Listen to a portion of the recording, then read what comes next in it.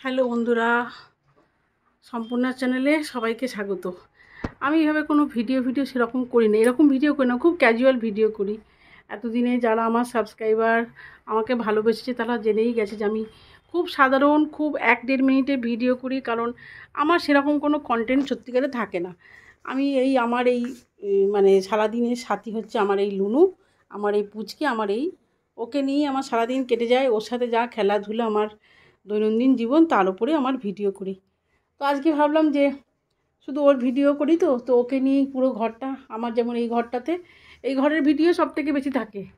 তার কারণ হচ্ছে এই ঘরটাতে ও থাকে, এটা আমার মেয়ের ঘর। আর মেয়ে তো যেহেতু থাকে না, এই জন্য আমার ছোটো মেয়ে ও এখানে থাকে।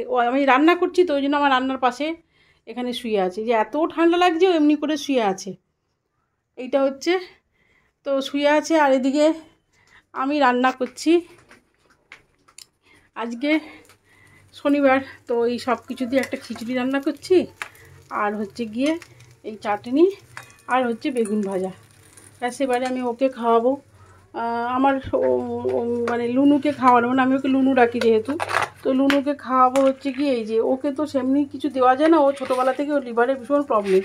এই জন্য শুধু ডাল সেদ্ধ, আলু সেদ্ধ, আর যেহেতু টক দই খায়ও, তো টক দইটা যেহেতু এখন শীতকাল, ওকে ডাক্তার খাওয়াতে বারণ করেছে। আর বলেছে যে ওকে একটুখানি মাংস দিতে, কিন্তু ওকে মাংস দিলে না, মাংস খেতে চায় না।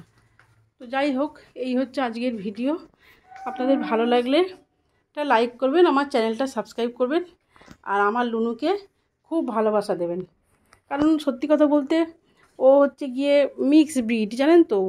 এবারে করোনার সময় ওকে নিয়ে এসেছিলাম, তখন রাস্তায় পড়েছিল, কিন্তু এতদিনও ভিডিও দেখে আপনারা বুঝতে পেরে গেছেন যে ও মিক্স হলে কী হবে, ওর মধ্যে ভীষণ ওর সেন্স, মানে এত ভালো আর এত মায়ায় জড়িয়ে গেছি যে দেখতে দেখতে ওর প্রায় 5 বছর বয়স হয়ে যাচ্ছে, ও আমাদের কাছে আছে। এই যে,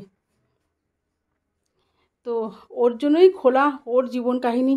আমি কোনো সময় দেখি না আমার কত সাবস্ক্রাইবার, আমার কত ভিউজ, আমি কখনো দেখি না, সেই প্রতিযোগিতা আমি যাই না। আমার ভালো লাগে, আর ওর সাথে সময় কাটাই।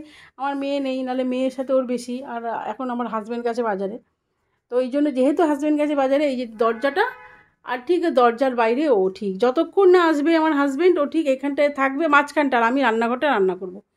এই হচ্ছে ব্যাপার। তো আজকে ভিডিওটি একটু অন্যরকম, ভালো লাগলে লাইক করবেন, আমার চ্যানেলটা সাবস্ক্রাইব করবেন, ভালোবাসা দেবেন। কীরকম ভিডিও দেখতে চান বলবেন, কমেন্ট করবেন। থ্যাংক ইউ, সবাই ভালো থাকবেন।